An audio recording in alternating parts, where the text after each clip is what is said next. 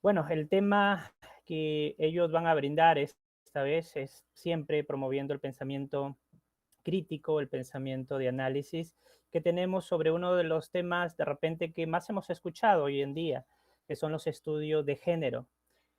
En sí vamos a analizar cómo esta realidad de los estudios de género están acá en el Perú y se está dando también a nivel occidental, a nivel de otras realidades. Si bien es cierto acá en el Perú cómo se están dando estas políticas o estudios de género en las universidades y en las instituciones, pero también cómo se está dando y ver la realidad de cómo se está dando en otros países. Eso lo vamos a analizar y al final pueden haber preguntas, comentarios que siempre van a enriquecer el nivel de la ponencia, de las ideas que se impartan en este círculo de estudio. Bueno, también decirles que esta ponencia va a ser grabada para luego estar en el canal de YouTube. El canal de YouTube lo pueden buscar como Praxisique, así se llama el canal de YouTube. Entonces, esta ponencia va a ser grabada justamente para que también se difunda en el canal de YouTube y puedan observar más personas. Entonces, damos la bienvenida a los asistentes nuevamente y empezamos con los ponentes en el orden que van a dirigir sus ideas, Martín Galvez, Luis Salazar y al final el abogado Carlos Farfán. Empezamos. Pero quiero comenzar por tratar de entender las repercusiones de tener que aceptar dichas ideas, no de forma inherente, sino tener que aceptarlas por una imposición legal en cuanto a ser incluyente. Ya no sería por voluntad propia, sino por la fuerza. Ahora, cabe recalcar que dentro de la complejidad del idioma español y sus diversos significados, perseveran déficits en la práctica del estudiante y aún más cuando presenta distorsiones del lenguaje, incluso trastornos relacionados con el aprendizaje, como son discalculia, dislexia, dislalia, entre otros. Y personalmente considero que es importante saber cómo enviamos y recibimos un mensaje. Esa idea o componente mental solicitado que compartimos de los demás, el cual se da mediante una comprensión, la producción y adquisición lingüística, empleando un método racional y en caso de la psicolingüística, pues un método científico, por el cual entendemos y procesamos el lenguaje al utilizar mecanismos cognitivos cerebrales, siendo una de las brechas de la inclusividad forzada el tener que aumentar o complicar el desarrollo de estas personas que padecen dichas alteraciones.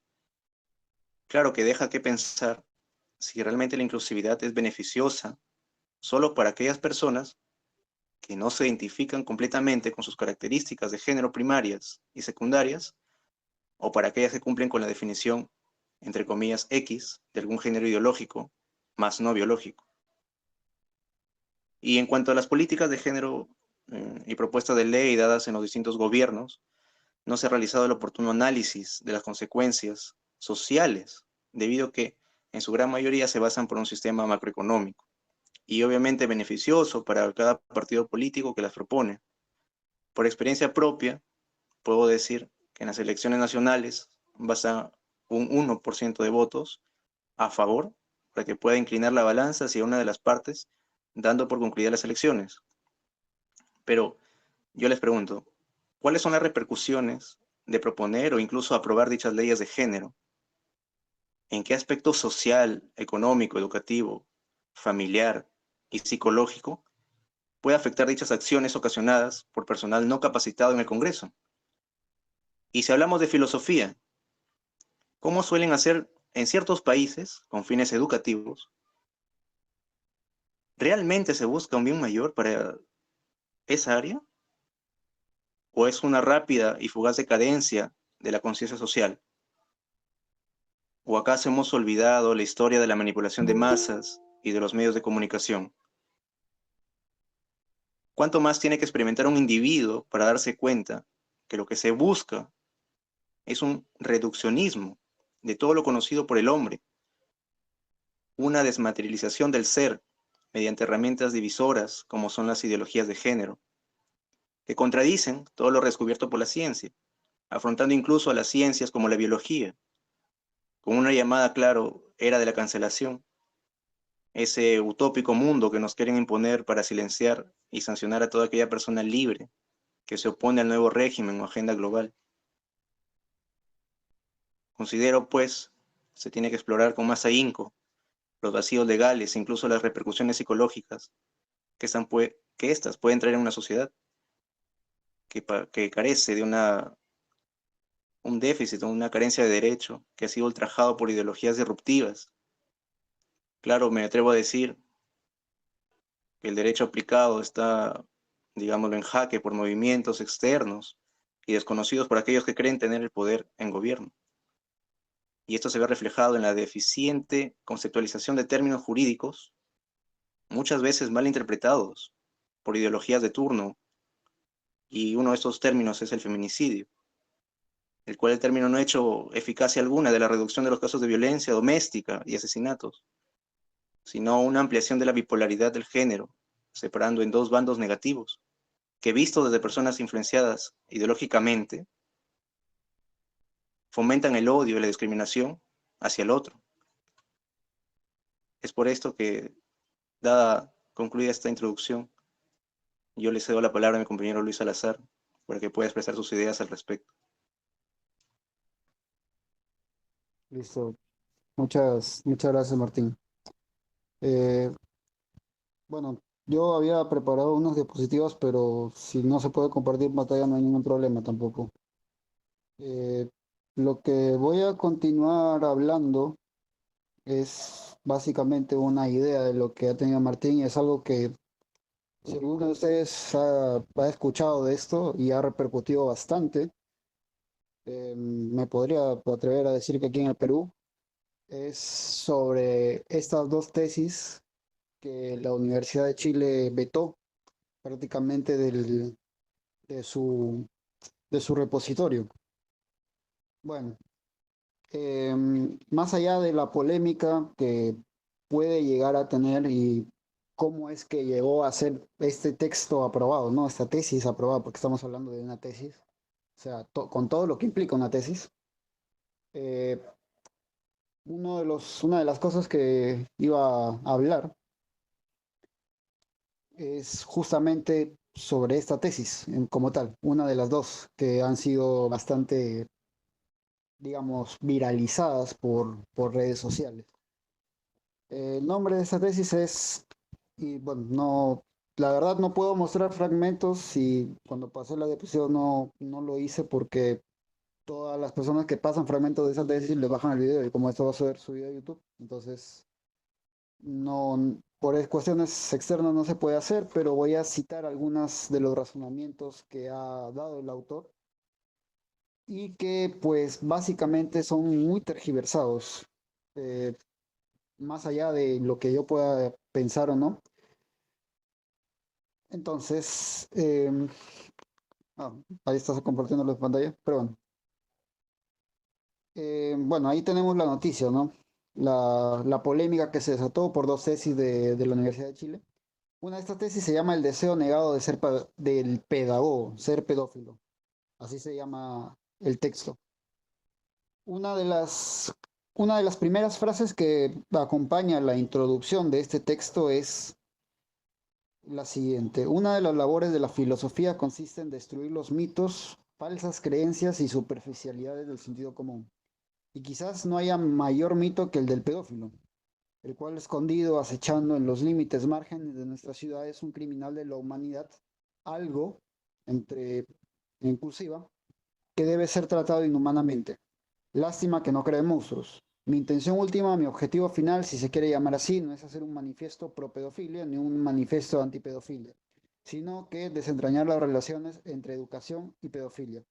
Primera acápite que hace el autor en su trabajo es que él no hace referencia a pedófilo y pedófila, o cualquier otro género que se le pueda haber ocurrido, sino que él va a emplear el término pedófilo en masculino porque él, según lo que él dice, se debe a una decisión epistémica a tratar de dar en cuenta que al pensar en pedofilia nuestros imaginarios giran en torno al de un hombre y no al de una mujer. Es básicamente lo que está escrito en el trabajo, pero parte de la introducción también hace referencia a los niños. Y cuando él especifica que no va a hacer referencia a niños como niños, sino ni niños ni niñas, sino como niñas, porque epistémicamente también no hay un sentido de decir eso, o sea, él dice que esto se debe a una decisión epistémica y tratar de cuenta con la mayor amplitud de las relaciones que el pedófilo y pederastia establecen en los menores de edad. Y esa es uno de los principales, una de las principales cosas que hay que resaltar. Si es un niño, en su trabajo, él no hace referencia a un niño del sexo masculino, sino puede ser niño, niña y lo que pueda llegar a ser. Pero en el caso de pedófilo, la decisión que él ha tomado simplemente ha sido definir y limitar el término pedófilo a hombre, ¿no? O sea, un pedófilo no puede ser una mujer, cuando en realidad sabemos que eso no es así. Puede haber pedófilas, ¿no? Y eso es lo primero. Y lo segundo es que un pedófilo no puede ser alguien de un género indefinido y que es algo que muy característico del postmodernismo. No, solo puede ser del sexo masculino, ¿no? Porque históricamente esa es la relación y esa es la interpretación que da el autor. Ese es uno de los principales errores de la tesis. Varios análisis se han dado en cuestión a esto y es que la decisión de tomar, de interpretarlo así, ha sido más ideológica que otra cosa. Varios analistas, varios críticos le han hecho notar este trabajo. Y esta tesis se basa básicamente en el análisis de dos obras. Una de esas es el banquete de Platón. Eh, Voy a citar lo que él habla sobre esta obra y cómo titula esta crítica. Dice que es Sócrates el profesor pedófilo, el reverso del pedagogo. En gran parte del siglo XX no hubo mención ni atención al cuerpo del profesor ni del alumno. La escuela se entendía como un lugar de saberes y no de cuerpos. No será hasta la inserción de la filosofía del cuerpo con autores como Merlet, Ponty y Foucault que el cuerpo comenzará a visibilizarse en la escuela y pensarse desde ahí o al menos tenerse en consideración. La realidad, sin embargo, es que la ausencia del cuerpo en la escuela se remonta hasta sus inicios en la época moderna y se extiende en la educación hasta Sócrates y Platón. La educación desde Sócrates y Platón se entendió como contraria al cuerpo y la sexualidad. La escuela no supondría este paradigma una transformación, sino una profundización. Básicamente, lo que él está tratando de decir y lo que dice a lo largo de este capítulo es un entramado de la obra de el Platón, donde Sócrates se enamora de un alumno llamado Alcibiades. ¿Ok? El problema radica en que cuando él habla del enamoramiento de un joven estudiante hacia Sócrates, ya lo interpreta per se como si fuese un enamoramiento erótico. ¿Cuál es el problema? Que en la antigua Grecia, o bueno, mejor dicho, estos pensadores, no solo tenían un tipo determinado de amor, es decir, tenían un amor al alma, podría ser un amor a lo estético, un amor entre amigos, y existían así infinidades de enamoramientos o de amor. Pero este autor trata de encasillar la idea del amor erótico, entiéndase erótico como el sentimiento de enamoramiento de pederasta de un profesor o un alumno, para tratar de respaldar su idea. Y más allá de que obviamente pues tengamos en consideración que un caso de interpretación no puede darse de una forma generalizada, y eso pues, básicamente es lo que nos da el rigor científico, él trata de optimizar esta especie de interpretación para poder darle o amoldar su idea. Entonces, la pregunta surge, ¿por qué o cómo es que en una facultad de ciencias sociales, donde se supone que son muy rigurosos con las letras y todo eso, se permite se permitió o se dio esta tesis que, dicho sea de paso, hay algunos errores sintácticos que el propio autor, al momento de aclarar que no va a hablar de niños ni de niñas, que él mismo comete, ¿cómo es que cómo es que se dejó esto, ¿no? O sea, ¿cómo es que se permitió esto? Y básicamente una de las razones o una de las hipótesis es que este tipo de trabajos son y seguirán, bueno, han seguido saliendo en la Universidad de Chile. Algunos con probablemente un mayor rigor, pero por ejemplo, este tipo de trabajos que comete errores desde la parte ideológica no podría tenerse como tal, ¿no? O sea, es un trabajo que es un poco complicado de poder decir, ah, bueno, lo voy a probar. Ahora, bueno, siguiente diapositiva. Y el tema acá es que este tipo de ideas tal vez no convergen en el Perú por el momento, pero imagínense, si hay este tipo de trabajos y se ha manifestado tan cerca del Perú como es en Chile, bueno, qué nos asegura que no vayan a pasar acá, que no vayan a ocurrir aquí, ¿no? No tenemos una certeza, ¿no? Esa es una. Y la segunda es, ¿qué pasa si yo me opongo? ¿Qué pasa si yo me opongo y señalo ese tipo de cosas y lo hago viral, me hago viral en redes sociales, ¿no? Respondiendo a este tipo de cosas. Puede que me pase lo mismo que a Jordan Peterson, por ejemplo. Jordan Peterson es un psicólogo clínico canadiense, es básicamente el GATS de la psicología contemporánea actualmente. Y él es muy crítico de la cultura progresista, ¿no? Y de cuáles son esos parámetros casi inimaginables a la que llega. Y él es una voz muy disidente y muy conocida en ese entorno. Pero ¿qué es lo que pasa? Hace poco el Colegio de Psicólogos, por así decirlo de alguna manera, de Canadá, le dijo y prácticamente le ordenó de que si él no moderaba su discurso en redes sociales, le iban a quitar la licencia. ¿Cómo es que iba a modular ese discurso? Le dijeron que si no se iba a un centro de reeducación, no le iban a permitir seguir ejerciendo.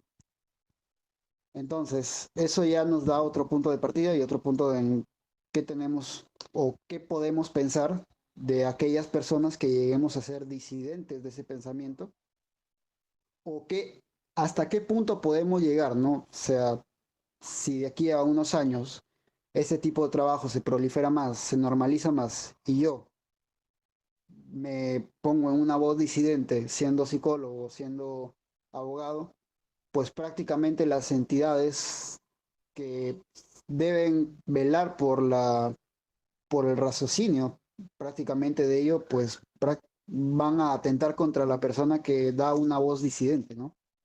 Y eso es algo que deberíamos reflexionar, sobre todo porque nos plantea hasta qué punto vamos a llegar con este tipo de cosas, ¿no? Bueno, eh, yo por mi parte eso es todo. Voy a ceder el paso al abogado Carlos.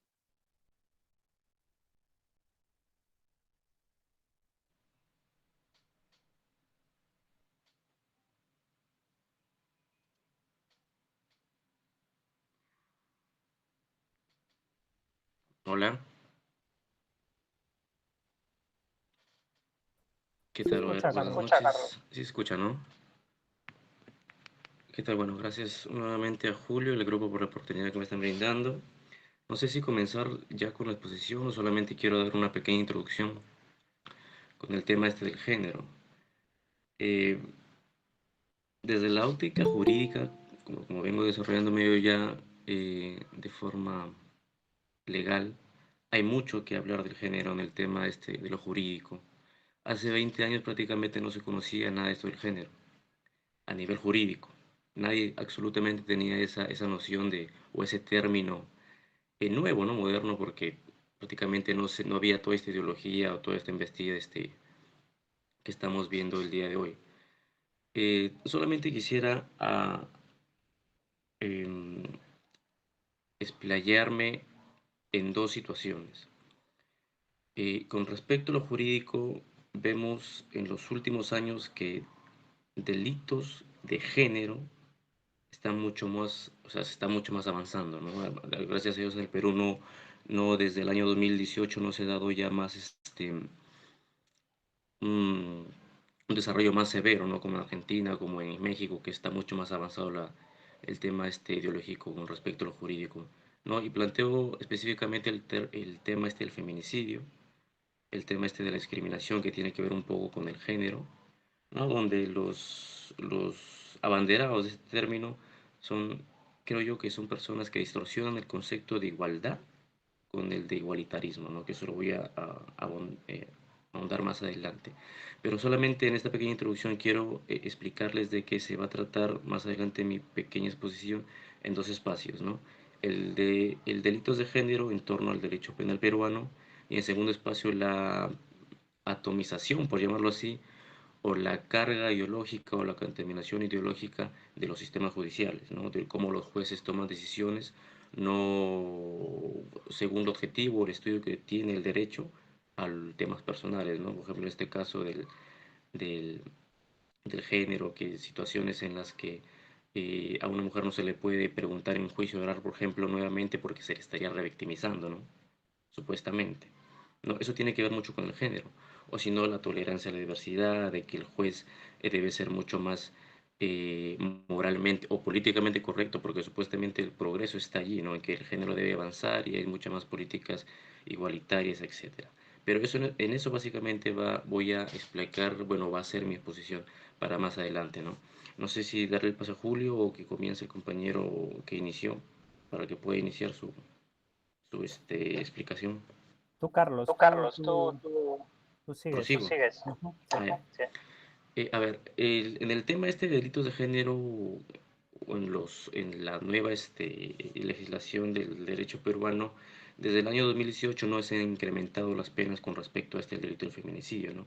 Y bueno, déjenme decirles que yo tengo un escrito sobre feminicidio desde el 2020, donde creo yo y analizo que la figura de feminicidio, al menos objetivamente, en lo social no existe, ¿no? Podrá existir en el tema jurídico, en el tema legal, porque se ha planteado como una conducta tal, o sea, sí existe, pero en el Código Penal, pero si nosotros lo analizamos de la figura social no existe, ¿no?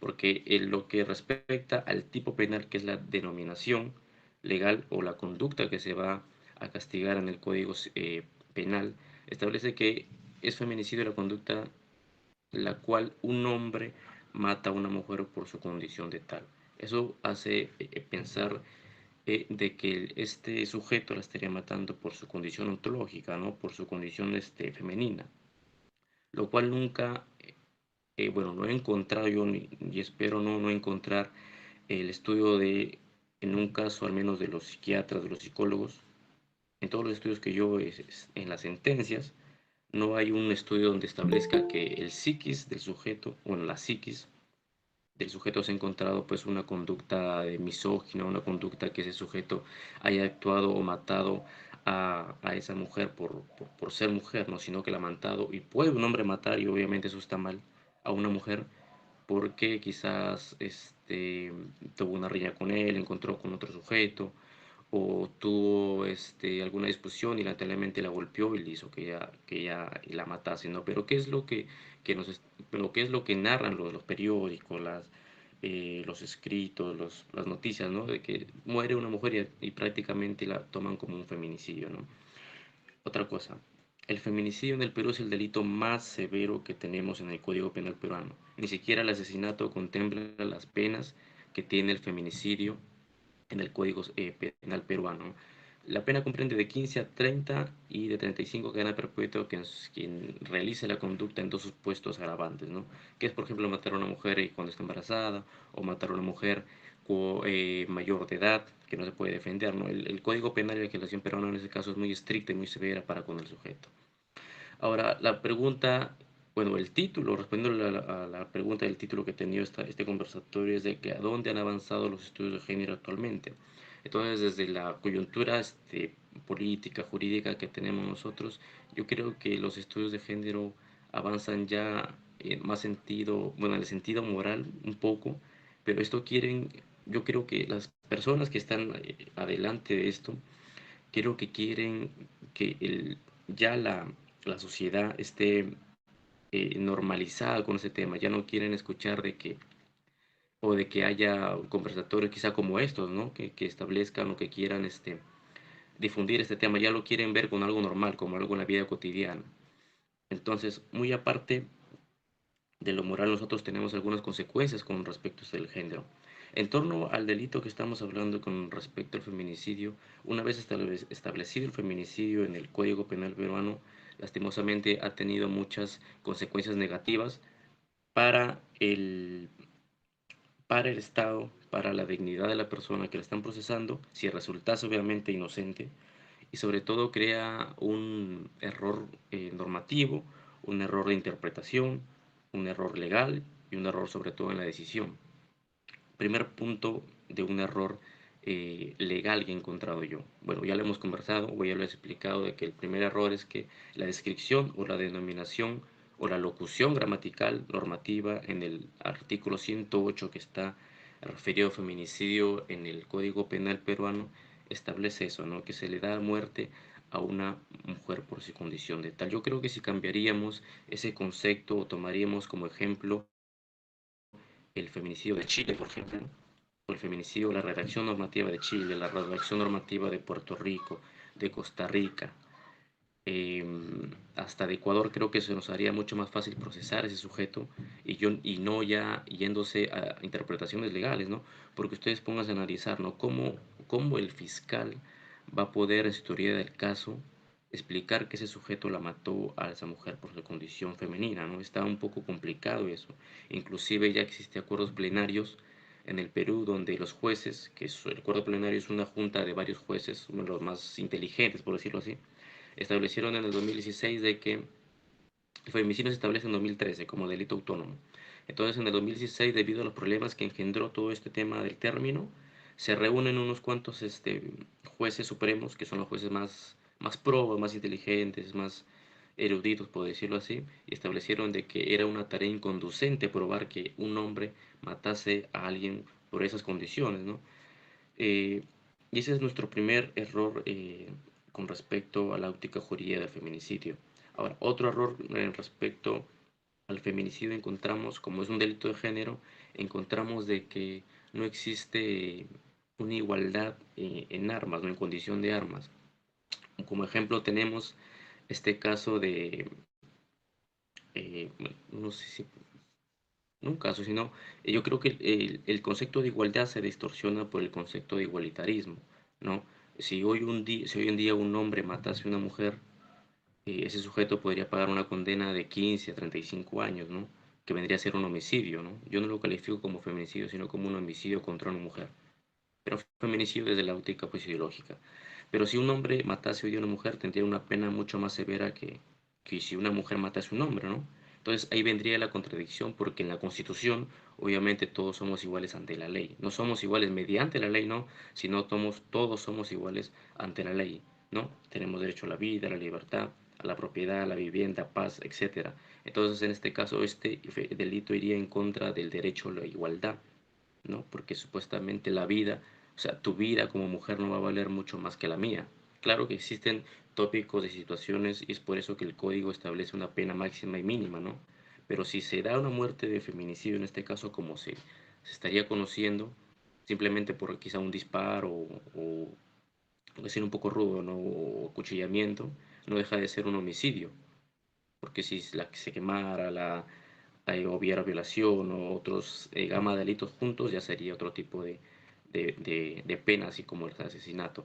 Pero en tal condición, en tal ejemplo que les planteo, como sería como un homicidio simple, ese sujeto tendría que pasar mucho más tiempo en prisión, ¿no? Porque supuestamente la carga ideológica es mucho más fuerte en el tema del feminicidio. Inclusive si tú realizas la conducta, y muy aparte se juntan dos situaciones o dos supuestos de agravación, hasta podría ser con cadena perpetua, ¿no?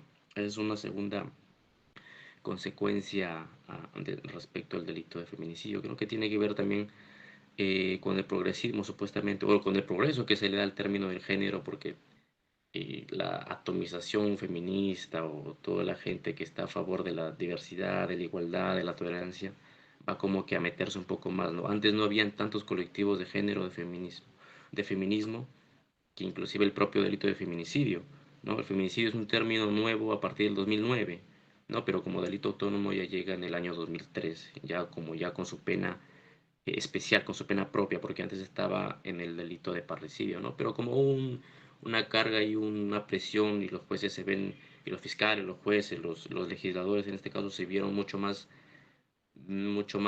atrapados en el tema de la presión mediática también, que tiene mucho que ver. Bueno, crearon el delito de feminicidio, ¿no? Igual que lastimosamente cuando escuché al compañero anterior, dijo algo muy bueno, ¿no? De que no, a partir, bueno, así se crea figuras de feminicidio, de discriminación, no ha disminuido el fenómeno, ¿no? Entonces tiene también que ver con el tema de criminalización del sexo masculino, ¿no? Ahora, ¿cómo o por qué hablo de la contaminación o atomización de los sistemas judiciales? Hay un punto muy importante que quiero yo especificar aquí, y es de que hoy en día la palabra del hombre contra la palabra de la mujer no es la misma, ¿no? Una mujer puede salir a las noticias, o puede, ustedes lo han visto en las denuncias que hacen en Facebook, que no son denuncias, solamente se denuncia por fiscalía o cuando hay un supuesto de agravación contra un delito, pues, ¿no?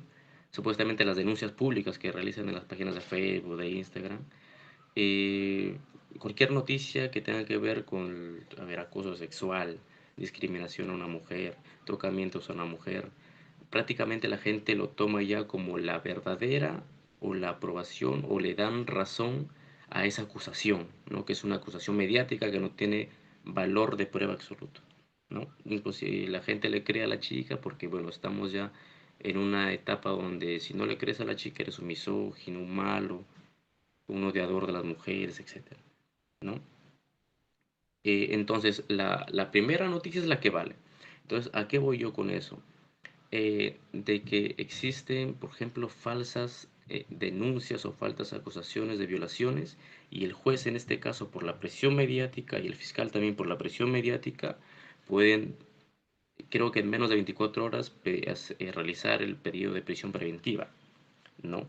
¿Qué pasaría si esa persona, luego de tanto problema que ha pasado, bueno, se le dicta la prisión preventiva, está en un promedio de 2, 3 semanas preso de su libertad, y al final se explica, o al final uno se da cuenta, o va tras las investigaciones que se realizaron, se dio a conocer de que la denuncia era falsa, ¿no? De que la chica, no por temas quizás de enamoramiento o de sección, hizo que al tipo le lleven preso, ¿no? O sea, ¿quién le paga esas semanas de libertad? ¿O quién le reconoce esas semanas de libertad al sujeto? Obviamente que nadie, ¿no? Porque los errores judiciales en el Perú no son indemnizados. Un juez puede dictar prisión preventiva a un sujeto por un año. A las finales se conoce de que eso es totalmente mentira y no pasa absolutamente nada porque los errores judiciales no se pagan. Quizá un congresista por ahí puede realizar un proyecto de ley con este tipo de situaciones en las que los jueces al menos tengan que pagar o indemnizar a ese sujeto por el año que le han hecho, ¿no? A nadie le va a gustar que estén privados de libertad 1, 2, 3 años, y ustedes, sabiendo que son inocentes, al final salga una resolución y diga que totalmente era falso, ¿no? O sea, esa es una de las consecuencias de todo este tema del género, ¿no? Que está muy más sobrevalorado y deja a nosotros los varones, o sea, en un supuesto de situación vulnerable, por decirlo así, porque prácticamente nuestra palabra no vale nada, ¿no? Con todo el respeto que le tengo a las mujeres, creo que eso no debería pasar, ¿no? Hay que primero tener una situación, o hay que pensar bien las cosas antes de denunciar a alguien, porque eso es ir contra la libertad, es un derecho, bueno, es prácticamente un delito, lo creo yo. Entonces, eso también tiene que ver con la inclusión, con la tolerancia a la diversidad. Se distorsiona el concepto de igualdad en igualitarismo, las situaciones en las que los jueces toman decisiones según las creencias que ellos tienen, no desarrollan qué es lo que dice el Código Penal, la Constitución, simplemente a puro corazón señalan y dan sentencia a lo que ellos creen que está bien, ¿no? ¿Qué tal si mañana más adelante tenemos un juez que totalmente se dedique, bueno, a aprobar temas de aborto o temas ideológicos, como ya cambiar el nombre, o cambiar el sexo supuestamente, ¿no? A pura conciencia de él, ¿no? O sea, es totalmente grave todo esto del género.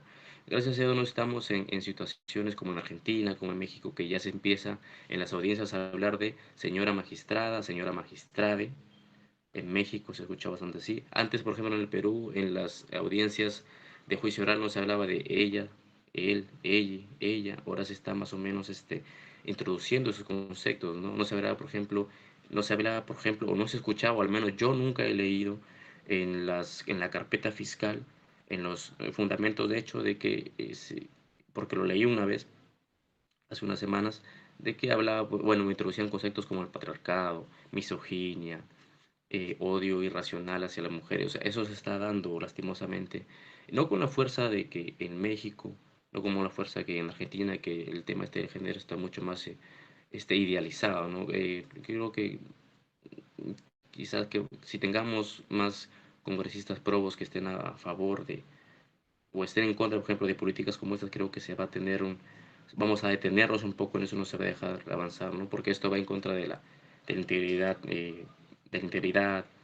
contra de la libertad de expresión, en contra de la Constitución, que eso no debemos dejar, bueno, no debemos permitirlo. La Constitución siempre hay que respetarla, hay que leerla, hay que llenarnos de ahí en todo lo que tiene que ver con esto, ¿no? Porque cada vez que se le pregunta a un sujeto eh, sobre qué es lo que dice o en dónde se respalda, nunca va a nombrar textos normativos, nunca va a nombrar estudios, no simplemente van a responder conforme a su corazón o lo que ellos piensan que es, creen que está bien. Y no es así. Siempre hay que buscar algo que sustente nosotros nuestra tesis y poder responder a todo esto que está sucediendo, ¿no? Em, bueno, en esta parte termino yo. Creo que desde la óptica jurídica les puedo dar algunos alcances sobre cómo está avanzando este término del género, que gracias en el Perú no se está desarrollando a manera bruta, rápida, nos están más o menos dando algunos alcances nada más. Pero eso es lo que yo les podría brindar hasta ahora.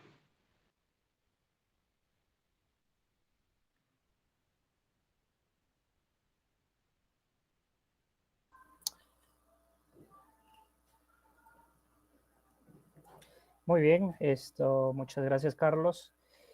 Bueno, vamos a dar finalización al evento. Bueno, esta primera parte que es la ponencia, que lo han hecho muy bien.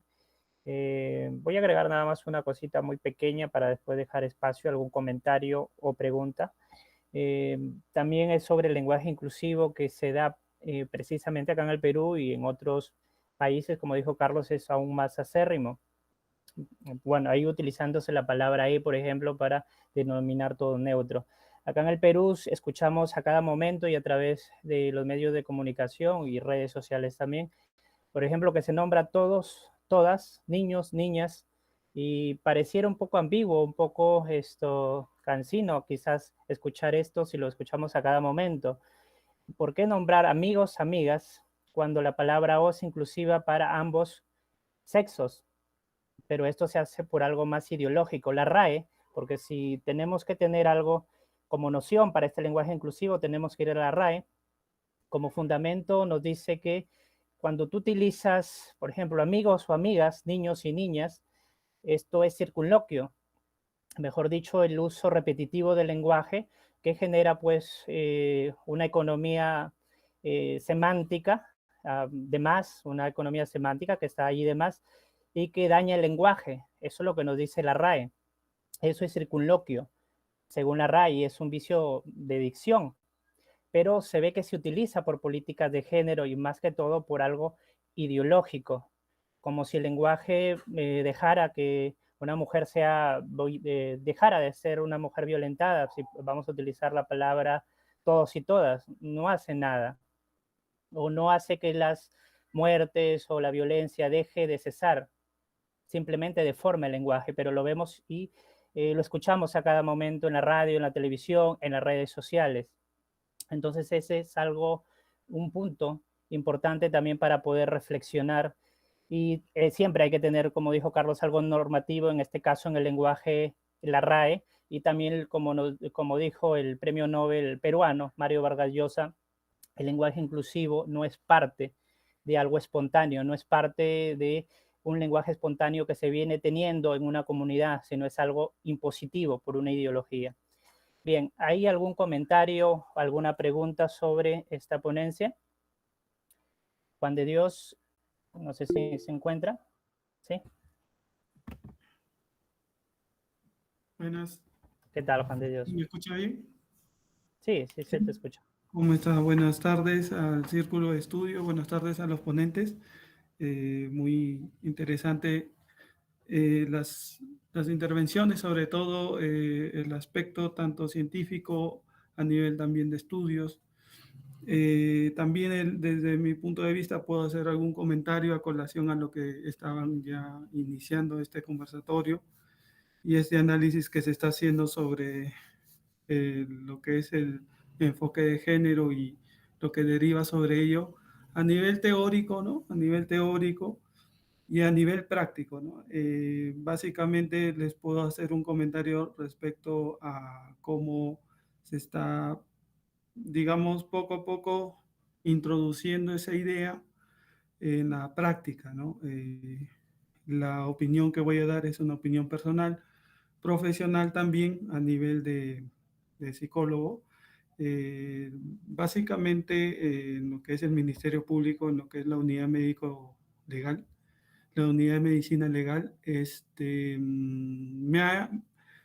me ha puesto un poco en alerta algunas situaciones que ha ido cambiándose o actualizándose, más que cambiándose, es actualizándose lo que es la guía, ¿no? Nosotros como psicólogos, en la parte que los que estén interesados, digamos, en introducirse como psicólogos dentro de la unidad de medicina legal en el Perú, en el 2021 ha habido una actualización de la guía y ha habido un agregado que le han hecho actualizando esta guía con respecto a lo que es el objetivo de la población, a qué objetivo de población nosotros comenzamos a trabajar, ¿no? Como psicólogos dentro de esta área, ¿no? Y justamente el último apartado, el último objetivo de población, poblacional en este caso, dice, debemos también tener en cuenta la población LGBTI. ¿No? Entre paréntesis mencionan personas lesbianas, los gays, bisexuales, los trans e intersex, dice así, e intersex. Entonces, esta guía en el 2021 más o menos se ha pronunciado, se ha trabajado desde 2020 en plena pandemia y ya prácticamente se ha puesto en vigencia a partir de enero, febrero de 2021. Y de enero, febrero de 2021, cuando yo al menos lo leí, yo dije, bueno, ahora, ¿qué vendrá? ¿No? Ahora, ¿qué vendrá? Pero yo asumí, ¿no? Ya dentro de la práctica, yo asumí, pensé, que iba todavía a esperarse pues un año o 2 años para poder introducir este tipo de situaciones dentro de la práctica, ¿no? Entonces, darse la casualidad que justamente el 6 de junio, más o menos para este mes de junio, julio, a mitad de año, nos llega pues una invitación a formar parte de un taller. Un taller que, eso sí, el Ministerio Público se interesa mucho por actualizar al personal. Entonces, el taller tenía el siguiente título, por obvias razones, ¿no? Porque ya veo que también va a ser colgado en YouTube. Por obvias razones, pues no voy a compartir la pantalla, pero sí puedo leer al menos algo para que tengan una idea de cómo es que yo he ido procesando la información de este último apartado que se vio en la guía del 2021. Y mencionaba el taller con el siguiente título. Permítame un momento. Bueno, el título pues, ¿no? Convocatoria para participar del taller. El taller tenía de título Taller sobre el uso del lenguaje inclusivo. Es un taller libre que uno podía inscribirse. Y cuando nos pasaron también la temática, me pareció ya es un poco difícil el sentido de poder adecuar la práctica que se viene haciendo durante todos nuestros estudios. Estoy refiriendo desde que salí de la universidad, desde que me formé en la universidad, salí de la universidad, comencé a trabajar en las diferentes instituciones y había una temática que decía, por ejemplo, propuestas para abandonar el sexismo lingüístico en la redacción. Y la diferencia, otra temática decía la diferencia entre género y género gramatical. Y la otra sesión o otra propuesta de la temática es propuesta para abandonar el sexismo social en el lenguaje oral. Y es justamente es lo que comentaba en este caso ponente, el abogado Carlos, ¿verdad? Carlos, ¿verdad? Disculpe, Julio. Sí, Carlos Farfán, que decía, pues, decía lo mismo. O sea, ahora nosotros tenemos que tomar en cuenta, teniendo esta temática, ahora nosotros tenemos que tomar en cuenta que cuando nosotros entrevistemos, usar la palabra ella, usar la palabra él, durante una entrevista y sobre todo digitarlo mientras que va narrando su relato, su hecho, su historia de vida. O sea, nosotros tenemos que tener ese cuidado en ese sentido, ¿no? Entonces, como es una solamente, bueno, es una propuesta, pero yo estoy viendo ya que está apuntando a esa dirección, a esa dirección. Y prácticamente uno puede hacer una evaluación y a la vez puede terminar denunciado como profesional. ¿Por qué? Porque no usaste adecuadamente o no abandonaste lo que es el sexismo social en el lenguaje oral. Ese es por un lado, ¿no? Ese es por el lado de la práctica de la pericia en sí. El segundo punto que me puse a pensar es con respecto a lo que es la intervención en los juicios orales, ¿no? Porque recuerden que toda evaluación que pase ya a un proceso penal, o sea, que pase a una instancia ya de un juicio, nosotros tenemos que sustentar nuestras pericias, ¿no? Tenemos que sustentar nuestra evaluación porque concluiste tales situaciones frente a la víctima, ¿no? Y respecto al agresor también. Entonces, yo me puse a pensar, entonces, al momento de yo también emitir mis conclusiones, yo también tengo que tener un cuidado para poder digamos, referirme, ¿no? a los usuarios, ¿no? Porque ahora, bueno, yo lo llamo usuario para generalizar tanto sea víctima o agresor, ¿no? O presunto agresor. Entonces, me he dado cuenta que desde el 2021, en enero, febrero que se aprobó, ya en julio, se está ya teniendo un taller gratuito o un taller libre, no es obligatorio, con esta temática, ¿no? Y después, ya analizando, luego ya en diciembre ya de este año, del año pasado, perdón, 2022, hubo pues una capacitación, ¿no? Una capacitación, y dentro de la capacitación, dentro de una semana, hubo un tema de trata de personas, ¿no? Y lo daba una ponente que desarrolló prácticamente una abogada que trabajó bastante en su tiempo en la ONU y actualmente está trabajando para la ONU. En ese caso, ella ya está haciendo su vida laboral en Inglaterra, ya se imaginan en qué lado de continente está, ¿no? En Inglaterra.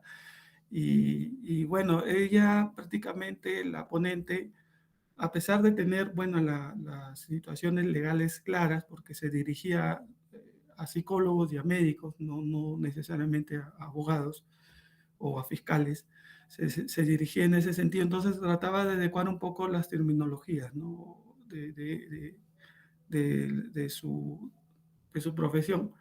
Y ella mencionaba como un acápite la trata de personas basado en la violencia de género.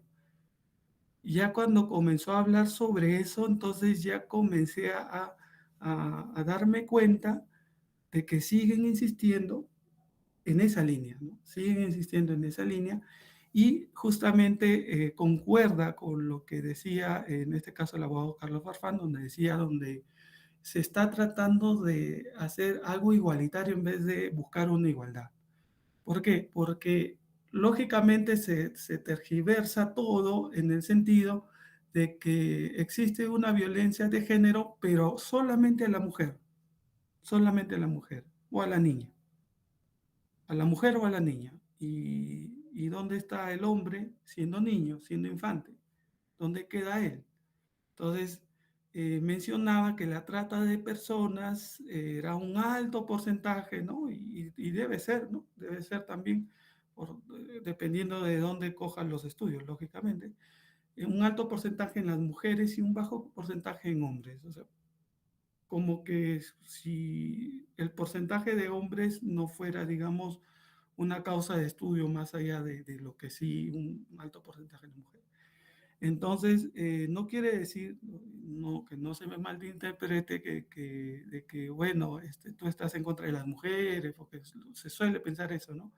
O incluso puedes pensar, o sea que si tú evalúas a una mujer teniendo esta idea tú en la cabeza, me refiero por mí, puedes tergiversar tus conclusiones en las pericias, pero en realidad no, no es así. ¿Por qué? Porque uno, al menos dentro de la práctica y como psicólogos profesionales que somos y que vamos a hacer en algunos de ustedes, siempre buscamos ser profesionales y científicos con respecto al análisis de los casos que tenemos, ¿no? Así que en ese sentido me doy cuenta de que el tema del feminicidio, por ejemplo, nosotros acá viste que justamente el abogado Carlos Farfán tiene razón, porque en la práctica no se logra evidenciar que existe un feminicidio por ideología de género, o sea que el hombre mata porque le tiene cólera a la mujer. No se puede evidenciar eso, ni siquiera en las pericias psicológicas. ¿Por qué? Porque básicamente tú tienes que ver un relato o un análisis prácticamente de la historia de la persona, del presunto agresor, tú tienes que ver prácticamente cómo es la dinámica frente a las mujeres desde que tenía pues que los 4 años, 5 años, 6 años, 7 años, en adelante a la edad actual que tiene. Y después hacer una inferencia, pero básicamente es muy difícil tener un análisis y es por eso que menciona, ¿no? Hasta ahorita menciona el abogado Carlos Farfán, hasta ahorita no he visto un una sentencia, una resolución de una sentencia, ¿no? Donde me identifique claramente la realidad de los hechos. Solo son conjeturas, solo son emociones que le pueden salir a la persona que está investigando. Y me hizo recordar a una vez que me pidieron, ¿no? En una ocasión me pidieron que trate de identificar en una evaluación a un imputado, que trate de identificar si la persona tenía esa tendencia a odiar a las mujeres, tendencia a odiar a las mujeres. Básicamente, pues profesionalmente fui claro en el sentido de decirle, bueno, tendencia de odiar a las mujeres, eso tendríamos que evaluar otros aspectos que en nuestra competencia queda muy limitada, ¿no? Queda muy limitada. No es que sea algo solamente con una entrevista, ¿no? Uno tiene que ver también la dinámica de la vida de la persona y no solamente en una, dos, tres sesiones, ¿no? Uno puede entender, digamos, sus pensamientos, sus tendencias, sus creencias en varias sesiones, ¿no? En varias sesiones. Y aún así es difícil decir, bueno, esta persona odia a la mujer porque es mujer. Lo que sí existe bastante en nuestro lado, nuestro rubro de medicina legal, lo que existe es un odio o una cólera motivado por algo más, ¿no? En este caso la celotipia. La celotipia. Ese aspecto sí se configura mucho más en la dinámica de esa violencia, ¿no? Y también me refieren, y miren cómo es que este aspecto del enfoque de género merma mucho algunos derechos de las mujeres, ¿ah? Porque recuerdo que las veces que yo al menos consulto y pregunto, dígame, y esta mujer que está denunciando a otra mujer que es su vecina, eh, si yo veo afectación psicológica en ella, o sea, ¿qué le pasa, no? ¿Qué le pasa? Y me aclararon y me dijeron, bueno, como violencia en la mujer no va a proceder mucho, me dijeron así, no va a proceder mucho. Yo me sorprendí, pero ¿por qué? ¿En qué sentido? No le entiendo. ¿Por qué dices que no procede? Porque es violencia y hay afectación. Y me dijeron, bueno, me hicieron el comentario y me dijeron, lo que pasa es que el enfoque está por otro lado. Está mal enfocado esto, me dijeron. Entonces yo le hice la capité, ¿no? Y le dije, en ese sentido la mujer está más en desventaja que el hombre. Porque, o sea, que una mujer no puede lograr, digamos, una sentencia justa frente a otra mujer, porque el enfoque está enfocado, bueno, el enfoque de género está por otro lado, o sea, está mal enfocado, ¿no? Mal enfocado. O sea que, resumiendo un poco, no sé, no sé qué tanto me puedan entender, pero el sentido de que en nuestra práctica psicológica, chicos, colegas, ya se está viendo en las instituciones, poco a poco, poco a poco. Y la práctica va a ser un poco más difícil, va a ser mucho más tedioso y sobre todo vamos a estar en mucha desventaja profesional en el sentido de que puede haber muchas demandas porque no todos están de acuerdo. Hay algunos que sí, ¿no? Es respetable, se respeta todo, somos profesionales, no podemos estar de acuerdo en todo, eso es lógico, pero podemos tolerarlo, ¿no? Pero sí aquellas personas que no están de acuerdo con esta forma, ¿no? De procedimientos, de redacción, incluso de emitir un juicio, se nos va a ver muy, muy complicado en el sentido de que nos pueden demandar, ¿no? Nos pueden demandar los usuarios que crean conveniente decirnos, pues, de que no los tratamos de forma inclusiva, ¿no? De forma inclusiva. O sea, acá tenemos un trabajo que hacer muy consensuado, sobre todo dar nuestro punto de vista a nivel profesional, en este caso el ámbito psicológico. Bueno, es más o menos lo que les he podido traer en esta tarde. Gracias.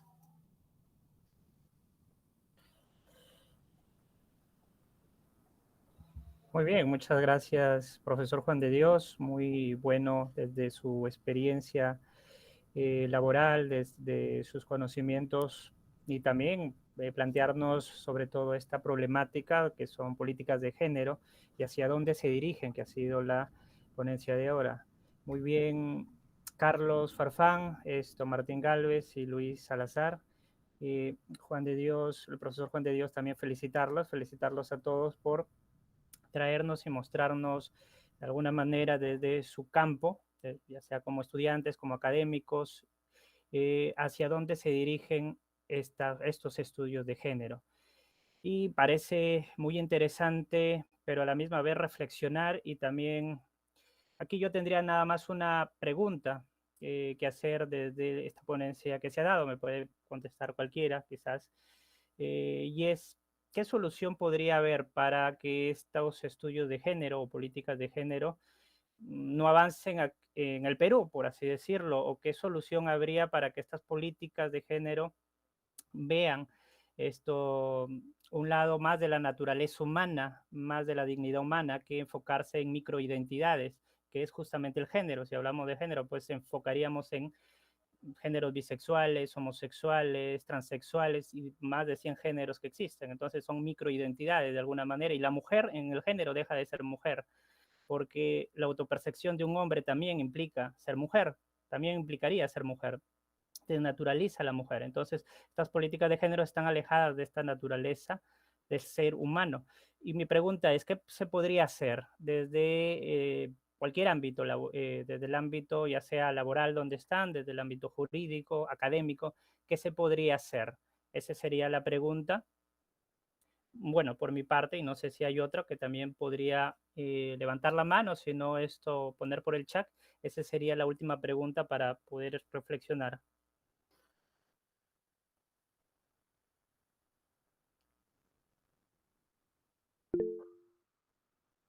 Carlos, te escuchamos. Sí, mira, yo creo que la solución es estrictamente desde el ámbito político y legal.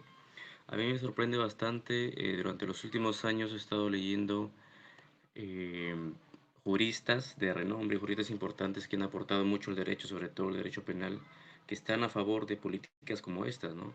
Inclusive, creo que ustedes han escuchado de Raúl Zaffaroni, que es un jurista argentino, inclusive estuvo acá en el Perú hace unos días, o no sé si eran del Perú, pero ha llegado, que él está a favor de políticas más o menos como estas, ¿no? Él es su orientación sexual es, bueno, es homosexual, creo, ¿no? Sí, leí también en una entrevista que él afirmaba que era homosexual. Entonces, a mí me sorprendió bastante que juristas como estos, de talla internacional, estén a favor del tema del género, ¿no? Inclusive también el doctor Manuel Atienza, que está a favor, bueno, él es socialista, que no es una novedad, ¿no? Que los socialistas estén a favor de políticas como estas, que también está a favor también del aborto, inclusive en su libro Dignidad Humana trata temas como estos y está a favor, ¿no? Ahora, la solución, creo yo, y siempre voy a tenerla presente, es de un tema, un ámbito político, ¿no? Quien tiene el poder político va a dominar absolutamente todo. Ahora, si nosotros elegimos congresistas que piensen como nosotros, porque ellos son los encargados de crear proyectos de ley que estén a favor de lo que nosotros pensamos y que creen proyectos de ley que van a detener políticas como estas, creo yo que no se va a avanzar al menos en un 60-70%, ¿no? Todo está concentrado en lo político. Quien tiene lo político domina absolutamente todo, porque es las decisiones que tiene pues el gobierno, por eso es el gobierno, el Estado, ¿no? Para manejar las decisiones de, de, de la gente, ¿no? Y con políticas como estas, quizás hay que ser un poquito más duros, no más severos. Y creo que esa es una de las soluciones, muy aparte de lo que nosotros pensemos y formemos también grupos como los de aquí, para que se unan una sola fuerza, pues, ¿no? Por decirlo así, y detener esta embestida del género, ¿no? Todo parte desde allí, desde lo legal, desde lo político, porque yo puedo ser muy bueno quizás yendo a la Plaza San Martín, como se acostumbra ir a tener debates, pero eso no ayuda mucho, pues, ¿no? Siempre hay que tener un documento que esté firmado, acreditado por un ente, por una institución que tenga fuerza, que tenga potestad de poder a la gente hacerla temer o hacerla pensar de alguna manera, ¿no? Muy bien, Carlos, muchas gracias por tu respuesta. No sé si hay alguna otra respuesta a la pregunta planteada o alguna otra pregunta. Profesor Juan de Dios. Sí, básicamente lo que concuerdo con el abogado Carlos Farfán, la realidad es esa, la política, tener una política clara y fuerte en ese sentido, porque esto va avanzando rápido. A pesar de que el Perú aún se considera un país conservador, aún así quienes mantienen, quienes ponen en papel la política que se va a dirigir durante los años en el Perú, va a afectar bastante. Una vez que ya se ponga, o sea, ya se tenga plasmado algún tipo de política que comience digamos, contrarrestar este tipo de ideas, porque ya se está viendo ya desde el ámbito jurídico esos cambios, ¿no? O esos intentos de cambios y que poco a poco nos va a afectar. Vamos a poder frenar y dar también desde un punto de vista científico, porque los estudios científicos ayudan bastante a aclarar, ¿no? Aclarar cada aspecto desde el ámbito profesional en el cual desarrollamos nosotros, ¿no? Por ejemplo, desde el ámbito psicológico, nosotros como psicólogos podemos hacer un solo cuerpo y como parte de escuela profesional que, o colegiados que pertenecemos, podemos ir haciendo nuestros descargos, ¿no? A nivel científico, a nivel de estudios, a nivel de cómo es la dinámica dentro del desarrollo de la persona, ¿no? Desarrollo personal.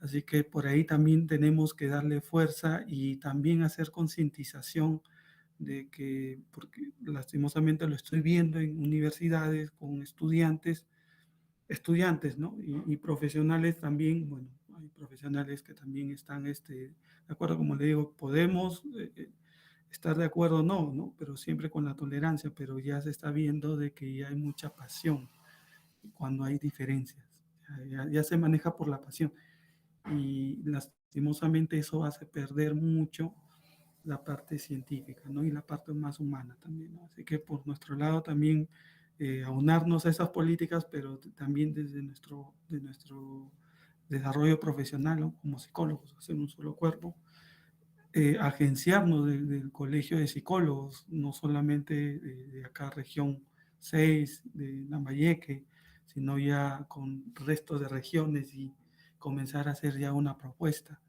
y ya tener, digamos, eventualmente en un proyecto de ley para poder nosotros tener, digamos, un arma, ¿no? Porque prácticamente es como si nos estuvieran desarmando nuestra profesión, porque a las finales nosotros nos guiamos desde nuestro punto de vista del método científico, ¿no? Y a partir de ahí nosotros desarrollamos nuestra profesión. Porque fuera del método científico ya sería algo irracional, ya sería algo atípico tener que usar métodos que no forman parte de nuestra formación. Por ese lado podría yo, digamos, tener una solución, ¿no? Una solución. Muy bien, me parece bastante interesante lo que habla el profesor Juan de Dios. No lo había pensado, pero es la realidad. Y igual Carlos hablaba sobre la política y el profesor Juan de Dios hablaba sobre aunar fuerzas desde los colegios profesionales y con la voluntad que tienen muchos profesionales que están en contra, lógicamente, de estas ideologías imperantes, hacer un proyecto, ¿no? Reclamar ante las entidades. Eso sería bastante interesante, muy buenas propuestas. Igual, Carlos, desde la política, lógicamente, sabemos que se dan todas las leyes y elegir a políticos que concuerden con lo bioconservador, con la ciencia, con la ética, que concuerden de alguna manera con la filosofía de dignidad humana, políticos que representen en partidos políticos, de hecho, sería muy bueno pues también poder elegirlos o apoyarlos, ¿no? Muy bien por ambas partes. No sé si hay alguna respuesta más o alguna pregunta.